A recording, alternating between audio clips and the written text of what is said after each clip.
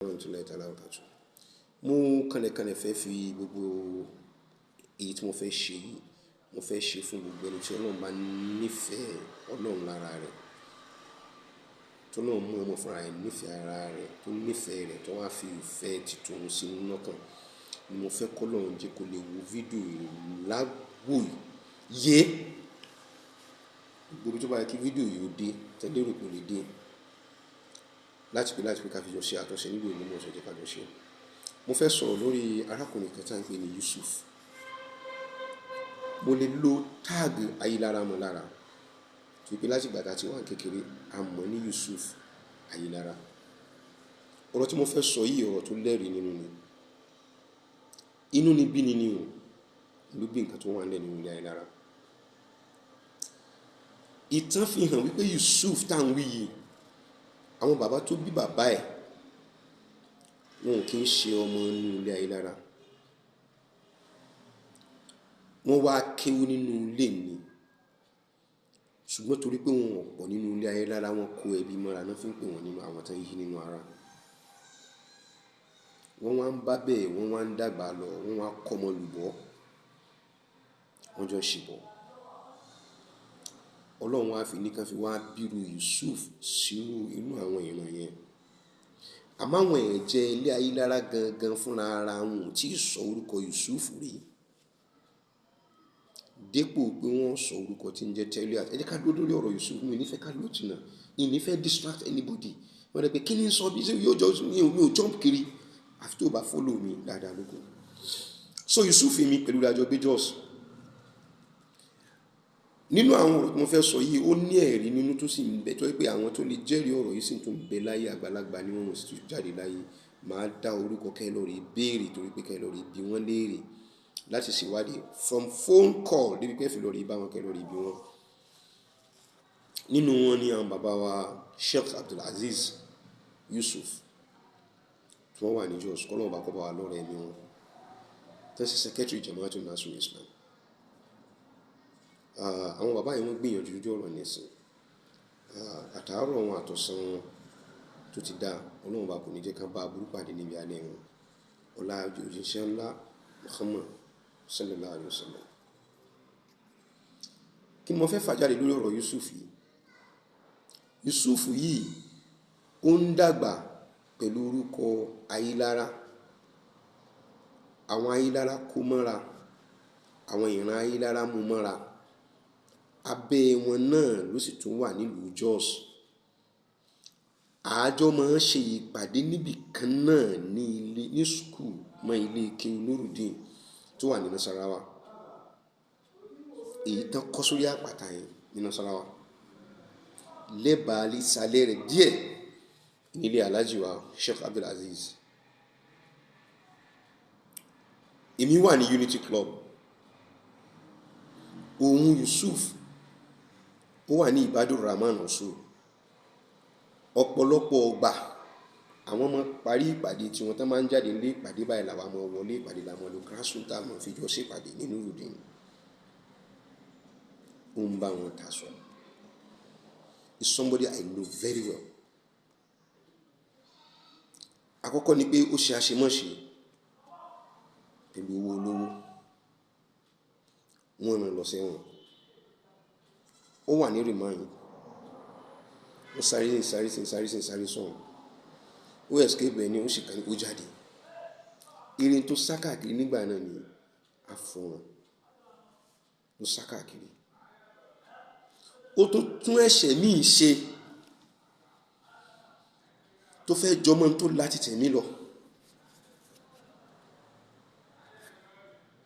Ó jáde. Ilé àwọn tán fi ṣe láàánú tó jẹ́ ìdílé ilé Ayílára. Ó lọ rí gbé ilé ìta. Níbi àṣẹ ìwé làṣírí ọ̀rọ̀ yẹn ti tú. Alhaji Abdulaziz Yusuf ń bẹ láyé o. Àgbàlagbà ni wọ́n. Very close to 100. He's sound and healthy. Ẹ lọ bí wọ́n léèrè. Nígbà tó ṣe bó ti ṣe nígbà náà, ọwọ́ bá àpapọ̀ mẹ́ẹ̀ṣẹ̀ tó ti wà ńlẹ̀ tẹ́lẹ̀ ó wà ní remand bí wọ́n ti ń ṣẹjọ́ rẹ̀ kò rẹ́ni dúró fún láti pé kán gba bẹ́ẹ̀lì ẹ̀. Yusuf sá jáde, ó escape because he's a hardened criminal. Ó fi ẹ̀sìn ó fi bojú ni, he's a hardened criminal. Láti ìgbà tó ti wà ní kékeré ni ó ti ṣiṣẹ́ ní ìbẹ̀rù Ọlọ́run lọ́kàn rẹ̀.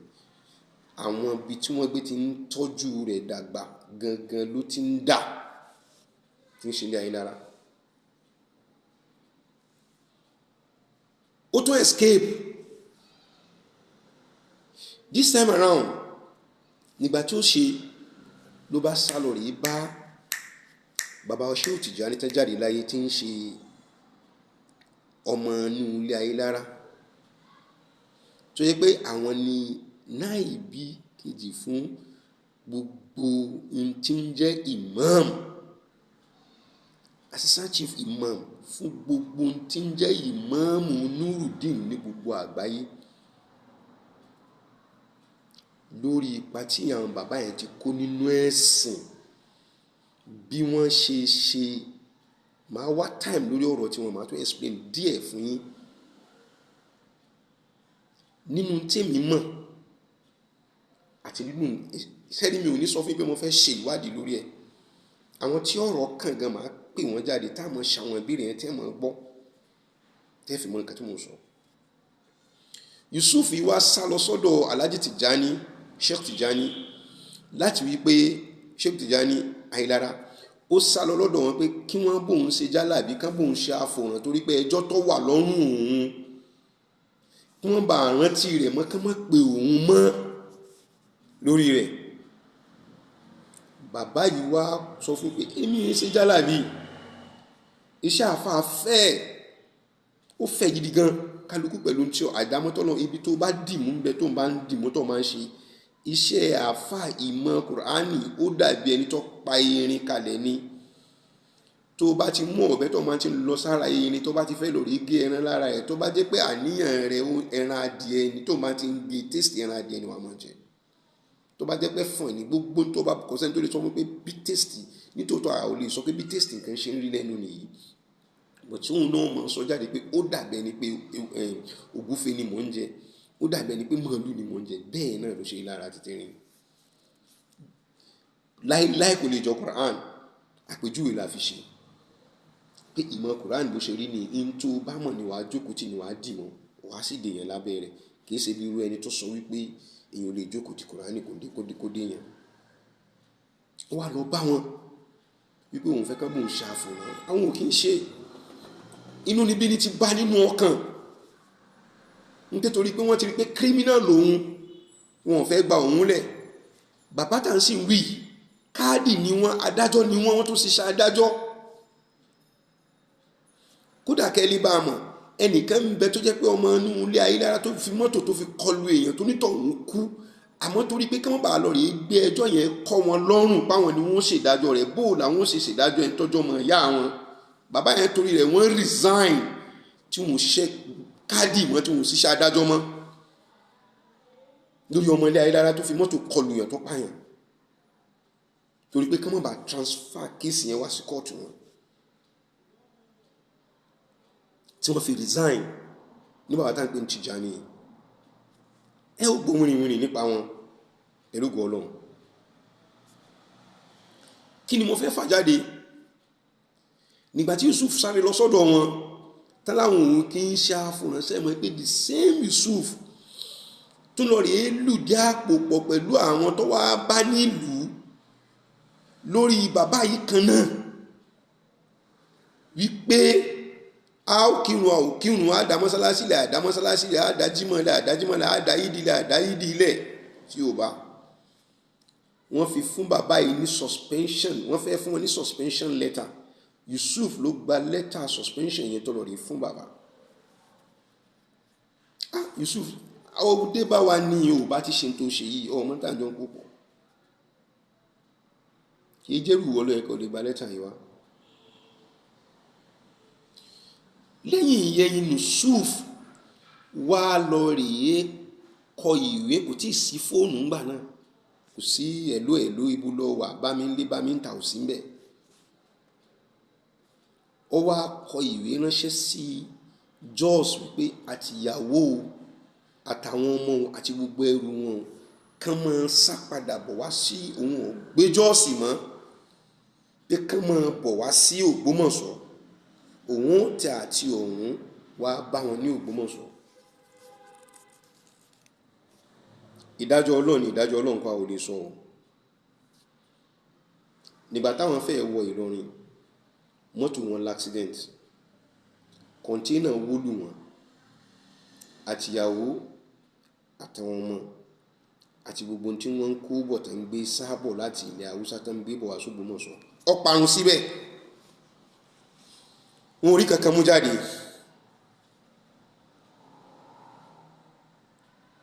Yusuf padà wá s'Ògbómọ̀ṣọ́, ó ń gbé Ògbómọ̀ṣọ́ out of sympathy. Ó rárí wọ Nurudeen Ògbómọ̀ṣọ́, ó ń bá wọn dìwé kálẹ̀ káàkiri. Ó ti bo iṣẹ́ ibi tó ṣe ní north, ó ti sáré àfòmọ́ kiri kẹ́nìkan mọ́ rántí òun, kán má béèrè kankan mọ́, Ọlọ́run ọba tó dá yín kọ́. Ìyẹn wá lọ bẹ́ẹ̀, ojú tó ti mọ ni rí ni, kò lè pé wọn ò mọ ni mọ́, òun lọ́mọ tó wà láàrin òun pẹ̀lú ìyá tó bí Yunusa. Ló fi wá ìyá ń lọ ibi tí ìyá yẹn ń gbé. Ẹ kú ọjọ́ mẹ́ta, ẹ kú ọjọ́ mẹ́rin, ọmọ yín ń kọ́, ọmọ òun náà ti dàgbà, òun náà ti ṣe kínní. Inside yìí nínú bí lọ́kàn tiẹ̀, ó ti ṣetán láti fẹ́ gba ẹ̀san ní orí ilé Ayílára, wípé ọkàn rẹ̀ ni pé in tó ṣẹlẹ̀ sóhun yẹn kì í ṣàmúwọ́ Ọlọ́run. Bàbá tóun lọ gba suspension letter fún tókìkọ̀ tí ò ṣe àfòrán fóun láti pé kí wọ́n bá máa bi òun léèrè mọ́, òun ló ṣàṣì òun tí kìíní ń lọ bọ́ sórí àwọn ẹbí òun tẹ́bí òun fi kú. Àmúwọn gbẹ̀san lórí wọn in any way. Ẹ̀yin ilé Ayédára ní sáìdì àwọn Mahmood, ó fẹ́rí díẹ̀ wọn ògbélé. Ìmáàmù dẹ̀ ní igun wọn ni wọ́n ti ń jẹ́, igun àwọn bàbá yìí náà ni ti ń jẹ́. Tó bá ṣe pé bàbá yìí bá wà ní ayé ni, wàláhì tàláhì ẹ̀ ní gbọ́ èèyàn méjì ọ̀tẹ̀ ní méjì kẹ̀, èèyàn kángbọ̀n ọ̀tẹ̀ ní sọ̀rọ̀ pé tààlà ẹ fẹ́ fi jẹ́ yìí. Torí kódà bàbá wa Kábíyèsí fúnra ara wọn tán bá ń bẹ láyé, tí bàbá yìí bá ń bẹ láyé ni, bàbá wa Kábíyèsí gan lè tọwọ́ bọ àpò ara wọn tí wọ́n ná gbogbo tán bá fẹ́ ná lórí pé kí bàbá yẹn kan fi ṣe ìnáwó ìmáàmù bàbá tí wọ́n ń bẹ láyé. Òun wá sáré láti balẹ̀ ọlá jẹ́. Ó súnmọ́ ìyá Yunusa, àwọn ọlọ́mọ tó wà láàrin wọn, ó di tí ń pòyì ọ̀dọ̀ wọn. Gẹ́gẹ́ bí mo ṣe wí, òun lọ́mọ tó wà láàrin wọn. Ó ti fẹ́ yàwó ẹ̀gbọ́n kan ní sílé o, tí yẹn gan sunkún kálẹ̀ káàkiri pé kò fáwọn ní jíjẹ, kò fáwọn nínú, ó sì lóun súpó ẹ̀ níyàwó ẹ̀gbọ́n ẹ̀. Ìyẹn ò fẹ́ dọmọ́lẹ̀, ìyẹn sì ń gbìyànjú lórí ọmọ. Ìbàjẹ́ kọ́, àjọ wà l'Ógbómọ̀ṣọ́ ni mo wà l'Ógbómọ̀ṣọ́ báyìí. Ẹ mọ junction bíi tẹ̀tìlẹ̀ wá bá mi. Ẹ wá bá mi kẹ́ bí mi léèrè kẹ́ pé ọ̀rọ̀ tí mo tún sọ iná irọ́ ni kẹ́ pé ẹ lọ rí gbé èyí kọ́ wá sọ tẹnu ẹ̀. Kí n fi wá sọ tẹnu mi. Wọ́n wá jọ ń wà pẹ̀lú ìyá Yunusa. Yunusa ti ní àwọn nẹ́tíwọ́ọ̀kì tiẹ̀ already káàkiri lórí ọ̀rọ̀ àjẹ ìmáàmù ní ọjọ́ iwájú l'Ógbómọ̀ṣọ́. Lẹ́sẹ̀kẹsẹ̀ láti yọ orúkọ kan kúrò nínú orúkọ Yunusa. Ẹ pé kí Yunusa kó gbé Al-Qur'ani again, kó fi Al-Qur'ani búra wípé òun ò kì í jẹ́ àlàmú.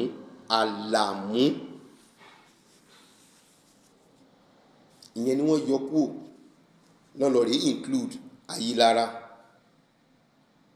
Lọ́wọ́ Facebook account rẹ̀ tó kọ́kọ́ bẹ̀rẹ̀ náà, nígbà tó ṣe bẹ́ẹ̀ dé rẹ̀, èmi mo wú lọ ní níbi tí àwọn èèyàn gbé ti ń kì í tí wọ́n ń sá, wọ́n ń kì í dáadáa, ọmọ kìíní tán fi àlàmú kì, ẹni tó fi àlàmú kì tó ẹ̀ tó mẹ́rin. Èmi ò ní time fún gbogbo oyún mọ́. lórí mú evidence rẹ lọ mú kíní wà mọ́ ń táìpù káàkiri ni ìwọ tó bá wá evidence lórí bá Yunusa pé ní ojú rẹ kó gbé Kùránì kó fi Kùránì búra fún ẹ wípé òun kì í já àlàmú, òun ni wọ́n yọ kó tán fi lórí fi ayé lára sí. Yusuf yìí wá ṣe kíni rẹ̀ trickishly láti mú àwọn Abbas, àwọn Fatai àtàwọn nǹkan láti mú wọn lọ sí ìlú ibi tí Yunusa ti fẹ́ jẹ imam, toró ń lọ́mọ tó wà láàrin wọn pẹ̀lú ìyá Yunusa.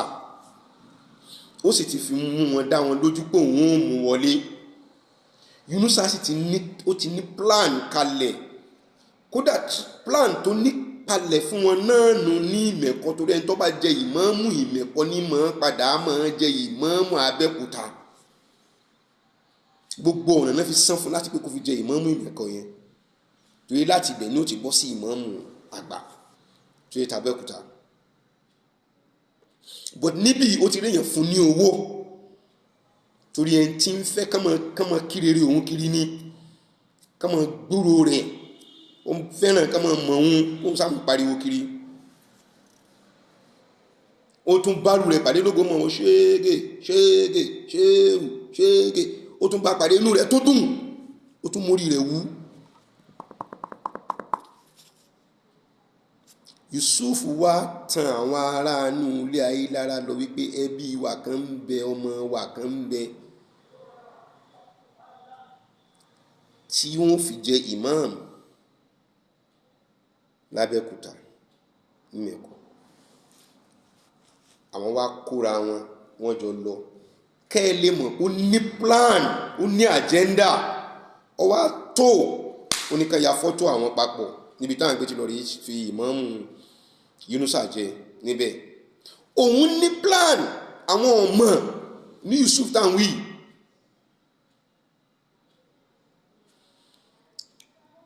Pláàni rẹ̀ wá ń work pẹ̀lú gbogbo àwọn ẹni tí ó kó mọ́ra. A fẹ́ ṣe àtúnṣe nílùú Ògbómọ̀ṣọ́ ni o, odidi màálù la pa kalẹ̀ o. Tí a ò bá fẹ́ kí ẹran tá a pa kalẹ̀, tá a bá fẹ́ kí gbogbo rẹ̀ kó waste, jẹ́ ká yọ òróǹro tó wà ń bẹ kúrò. Ṣùgbọ́n láti yọ òróǹro kẹ́ mọ̀ pé a ti ṣetán láti pé a fẹ́ gé ẹ̀dùn ọmọ. Torí àwọn tán tún tẹ̀lé náà tún jẹ̀jẹ̀kújẹ, wọ́n gbà fún un. Nígbà tó polongo rẹ̀ wá, àwọn náà mọ̀ pé ṣe ọmọ àwọn, àmọ́ jẹkújẹ tí wọ́n jẹ kò jẹ́ kán lè sọ pé kìí ṣe ọmọ àwọn. Ọ̀kan nínú wọn tí ń kú lọ lórí rẹ̀ ní ìsìn tí ń ṣe iṣẹ́ àkàìdán fi ṣe mọ́gàjí dọ̀la, ó mọ̀ wípé Yunus èé sọmọ Ògbómọ̀ṣọ́ kìí sọmọ àwọn, ó sì ní tóun gbẹ́sẹ̀ lé tóun dúró lé lórí ni pé òun ti kìlọ̀ fún wọn pọ̀ mọ́ yìí sọmọ àwọn o, táwọn bá fi lè mú wọlé tán pẹ̀lú ògo Ọlọ́run bọ́ òun ní padà lẹ́yìn rẹ̀, kó sì padà lẹ́yìn rẹ̀ ní tòótọ́. Ó wà lẹ́yìn rẹ̀. Nígbà tí n tán fẹ́ fi Ògbómọ̀ṣọ́ ṣe tó kò rí bẹ́ẹ̀ fún wọn mọ́, náà bẹ̀rẹ̀ sí máa fi búra wọn pé ṣe bẹ́yìn lẹ mú wá, ṣe bẹ́yìn náà lẹ ní kálẹ̀ rèé mú sí ẹ̀ẹ́dẹ̀ wọn ní ìsàlẹ̀ àfọ̀n tí kìí ṣe páwọn gangan ni ìmáàmù tọ́ sí, tó yẹ pé òkè àgbẹ̀dẹ ni ìmáàmù tọ́ sí. Ṣe bẹ́yìn náà lẹ ní ká fìbẹ̀ yẹn ṣe lé fún un. Àwọn tó tẹ̀lé Yunusa lásìkò ìgbà náà, ó mú àwọn bàbá yẹn trickishly, Ọlọ́run ló yọ wọ́n. Ó wá ń fọgbọ́n bí wọ́n léèrè ńjọ́ náà ibẹ̀ dákun àwọn sàárè ọkàn yòó bàbá wo náà sin síbẹ̀. Kán wá lọ rèé fi àwọn sàárè hàn bàbá lágbájá náà sin síbì, bàbá lágbájá wọ́n ti gbàgbé. Òun ti ń pláàni tiẹ̀ kalẹ̀ so that gbogbo orú ọjọ́ òní òun ti mọ̀ pé orú ọjọ́ òní ń bọ̀. Yóò wá mọ̀ sọ pé bí bàbá lágbájá náà sin síbì, bí bàbá lágbájá ó ṣe débi pé ó ń lọ rèé tọ́ka sàárè ẹnìkan, onítọ̀hún sì dúró ti pé sàárè bàbá ní àbò ń ṣe èrè tẹ́lẹ̀ òní bàbá rẹ̀, bàbá ti tèmi lọ́wọ́ à ń bì í. Lọ́sàrè ká ọwọ́ padà, ẹ béèrè o. Yusuf ló mú Yunusa wá láti fẹ́ fi tako inúnibí ní ọkàn rẹ̀ lórí Ṣéhù Tìjání tó jáde láyé, póun ló ṣekú pa àwọn ìran òun tí ń ṣe ìyàwó àtàwọn ọmọ àti dúkìá òun tóun síbi accident. Òun sì gba ẹ̀san eré a ó gba ẹ̀san ní Yusuf ń bá lọ l'Ógbómọ̀ṣọ́. Àfòrán tí Yusuf lò ní ò jẹ́ kẹ́nìkan máa dá akọ rẹ̀ láti jọ́tà tí ń bá bọ́ọ̀dì sìn. Ìwọ̀nba èmi tí mò ń wí a ò béèrè. Ẹ dákun gbogbo ẹni tó bá fẹ́ ṣe ìbéèrè ẹ gbé fídíò yìí káàkiri. Ẹ pé kí Yusuf Ayílára jáde wá, ẹ pé kó wá sọ tẹnu rẹ̀. Fídíò ọjọ́ tó ń pírẹsẹ́ǹtì Yunusa fún àwọn pàkó yìí tó ti dúró tó ti ń sọ̀rọ̀, fídíò yẹn is still alive, ń bẹ lórí YouTube. Ẹ béèrè lọ́wọ́ rẹ̀ kó wá pa ìtàn báwo ni Yunusa ti ṣe jẹ́. Gbogbo àfòrán tí Yusuf ṣe ó ti dópin báyìí o. Gbogbo kọmitì tẹ̀ ń bá ń fọ́ọ̀mù káàkiri gbogbo àgbáyé ẹ pé Yusuf o, ẹ pé Yusuf, ẹ pé Yusuf, ẹ pé Yusuf o, kó wá sọ tẹnu rẹ̀ níbo ló ti rí Yunusa he, báwo náà ṣe, kí ló wà láàrin òun pẹ̀lú ìyá Yunusa. Kó wá sọ tó wà láàrin òun pẹ̀lú ìyá tó bí Yunusa. Yusuf jẹ́ kí n attach Ayílára mẹ́ bẹ́ẹ̀ for now, torí mi ò mórúkọ bàbá ẹ̀ ju pé Ayílára là ń fi pè ẹ lọ. Yusuf Ayílára, báwo ló ṣe jẹ́ láàrin ìwọ pẹ̀lú ìyá Yunusa? Báwo ló ṣe rí Yunusa mú wá sínú ilé Ayílára? Ta ló bá tán? Torí Yunusa ti sọ pé àwọn 15 ni bàbá òun bí. Ìwọ sì gbọ́dọ̀ mọ àwọn 13 nù wọn. Nígbà tó yẹ pé Yunusa jọ ọmọ ẹlẹ́ẹ̀kẹ̀lá. Báwa produce 3 àbí nínú báwa produce 5 tí ó fi jẹ́ ẹ̀rí wípé Yunusa ọmọ inú ilé Ayílára ni. Tàbí tí ó fi jẹ́ pé tó bá tẹ̀ jọ́ ọmọ bàbá rẹ ni kì í sọmọ inú ilé, torí ìwọ gan bàbá tó bí bàbá rẹ wá kéwú nínú ilé ní ìsọmọ wọn. Ẹ̀yin èèyàn, wàhálà Ògbómọ̀ṣọ́ bẹ̀rẹ̀ látòrí Yusuf. Àfòrán tó ṣe ó ti expire o. Bí gbogbo èèyàn bá dákẹ́, èmi Zubairu Muhammed Taofik wallahi tallahi mi ò ní dákẹ́ lórí ọ̀rọ̀ rẹ̀. Àjọ gbé jọ́ọ̀sì pẹ̀lú rẹ ni, àmọ́rú ìwà rẹ. Àwọn díẹ̀ nínú àwọn tẹ́jọ wọ́n tẹ́sí wà láyé sí wà, kódà àwọn míì wọ́n ń pè mí pé sẹ́yìn náà ọmọ wa rẹ̀ ni. Bẹ́ẹ̀ ni, torútorú lọ́pọ̀lọpọ̀ bá dá ń sọ̀rọ̀ tó bá dàbí irọ́. Mo fẹ́ kí ẹ bá mi pé Yusuf Ayílára jáde fídíò to fídíò, kájọ dóbà kí wọ́n rìkọ́dù wa, kí wọ́n bí léèrè ìbéèrè kọ́ mọ́ fún wa lésì lórí ọ̀rọ̀ Ògbómọ̀ṣọ́. Yusuf, so called Yusuf Ayílára, òun ló gbé Yunusa wá. Ẹ jẹ́ ká bi léèrè kí ni àjọṣe tó wà láàrin òun pẹ̀lú ìyá Yunusa tó fi fẹ́ fi da ìlú Ògbómọ̀ṣọ́ rú, tó fi ìyá ń lọ́kàn balẹ̀ wípé ọmọ rẹ̀ ń bọ̀ wá s'Ògbómọ̀ṣọ́ yóò wá jẹ ìmáàmù lé wa lórí, tí wọ́n wá fi lè rí yàrá kan fún ìyá yẹn tí ọmọ gbé nílùú Ògbómọ̀ṣọ́. Ẹ má jẹ́ ká mọ̀ taná wá irọ́ kan kálẹ̀ káàkiri. Yunusa yìí sọmọ Ògbómọ̀ṣọ́. Bí Yunusa bá ń fi 100 ọdún tí máa fi ń jókòó tó bá pẹ́ ní kí wọ́n ṣàdúrà fún wa nílùú Ògbómọ̀ṣọ́, a ò lè bọ́ ń bẹ̀ o, ìpè kọ́ o, torí kì í ṣẹni mímọ́ o. Ọlọ́run ọba mímọ́ ni, kì í sì gba iṣẹ́ kankan lọ́wọ́ ẹrú ẹ̀ àfi iṣẹ́ tó bá mọ́. Ntọ́nà ọba mọ̀ ṣe nìyẹn. Yusuf Ayílára, báwo ló ṣe jẹ́ láàrin rẹ pẹ̀lú ìyá tó bí Yunusa tó fi mú Yunusa wá s'Ògbómọ̀ṣọ́? Wá sọ ohun tó ṣẹlẹ̀ láàrin rẹ pẹ̀lú wọn nígboro Jọ́ọ̀sì tó fi dẹni tó sá kúrò ní Jọ́ọ̀sì, tó fẹ́ni tí ń sá kálẹ̀ káàkiri, tó fi ń kọ́ba. Ìjọ́ tí mo kọ́kọ́ sọ ọ̀rọ̀ àwọn èèyàn wa kan wọ́n mọ̀ rántí, tọ́lọ́run bá ní kán rí fídíò yìí wò, wọ́n mọ̀ rántí pé mo ní Yusuf lè fi ṣe sẹ́kẹ́tìrì Nurudeen l'Ógbómọ̀ṣọ́. He is a criminal. Báyìí ni wọ́n ní kí n dákun kí n ṣe sùúrù kákan dákẹ́ lórí rẹ̀. Láti ìbẹ̀rẹ̀ mo ti sọ lọ́rọ̀. But àfòrán tó ṣe ò jẹ́ kẹ́nìkan kan ó lè bí léèrè ọ̀rọ̀. Àwọn tọ́rọ̀ kàn lẹ́ ń lọ rèé sáré tẹ̀ ń wá kálẹ̀ káàkiri. Yusuf Ayílára, wá sọ bó ti ṣe jẹ́. Ìwọ̀nba tí mo lè sọ láàárọ̀ yìí ní nípa rẹ̀ ó pọ̀ lára tí màá tún padà sọ, ṣùgbọ́n kí ìlú ó lè bá a mọ̀ wípé Yunusa ò déédé bẹ́ẹ̀lẹ̀ sílùú Ògbómọ̀ṣọ́, ẹni tó mú wá nìyẹn. Ó sì ti tò iṣẹ́ rẹ̀ kó tó dijọ́ tí wọ́n padà mú wá, ló fi kọ̀míìtì àwọn tó jẹ́ ojúlówó ọmọ ọkọ láti lọ bá ṣe ìnáwó Yunusa, òun lọ́mọ tó wà láàrin pẹ̀lú ìyá ẹ̀ o. ṣùgbọ́n láàrin rẹ̀ pẹ̀lú Ọlọ́run lọ́mọ tí ń ṣẹlẹ̀ láàrin òun pẹ̀lú bàbá tó bí,